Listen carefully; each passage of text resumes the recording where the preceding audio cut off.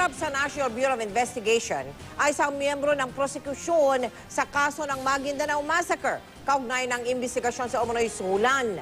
Sunod na ipatatawag ang dating abogado ng mga ampatuan na sinasabing may-ari ng notebook kung saan nakalista ang mga umano'y nasuhulan. Nakatutok si Salima Refra.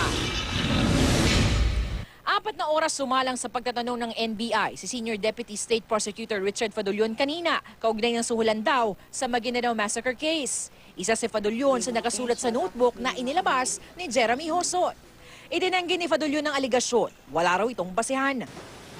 Kung hindi lalahad at lalantad yung tao na yon, we should not even dignify answering any accusations about the notebook. Sabi ng NBI, humarap na sa kanila si Attorney Arnel Manaloto, ang sinasabi ni Hosot na may-ari ng notebook at ang dating abogado ng mga ampatuan, ang tinuturong nasa likod ng Maguindanao Massacre. Si Hosot na raw ang susunod ay patatawag. Gusto rin ng NBI na makuha ang original na notebook. This notebook contains the list of those alleged recipient of the bribe money. Now, dito natin makikita kung talagang meron bang pinagbasihan yung mga sinasabi. May mga pangalan na nakasulat sa notebook na hawak si Hosot. Isa sa nakasulat, ang Baraan. Itinanggi na ni Justice Undersecretary Francisco Baraan III na may kinalaman siya sa suhulan. Katunayan, handa siyang magsampa ng reklamo dahil sa pagdawit sa kanya ni Hosot.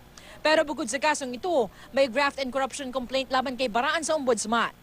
Si Hosot na nagsampa nito dahil kinikilan daw kasi siya ni Baraan ng 600,000 pesos kapalit ng pagpabor sa kaso nitong carnapping kay Manaloto. Hihingin ko sa ombudsman na agad-agad bigyan ako ng subpoena at ng complaint nitong babae na ito para masagot ko ang kanyang mga aligasyon. Because lalabas ang katotohanan dito at lalabas ang katotohanan kung sino ang nagsisinungaling.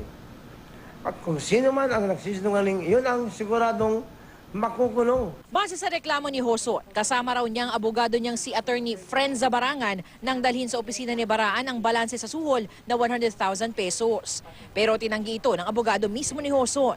Sa affidavit ni Attorney Barangan, itinanggi nitong kasama siya ni Hosot nung magdala ng pera para kay Baraan. Di raw niya hahayaan ang kliyenteng si Hosot na sirain ang pangalan ng USEC. Nagbitiw na si Attorney Barangan ngayong araw bilang abogado ni Hosot.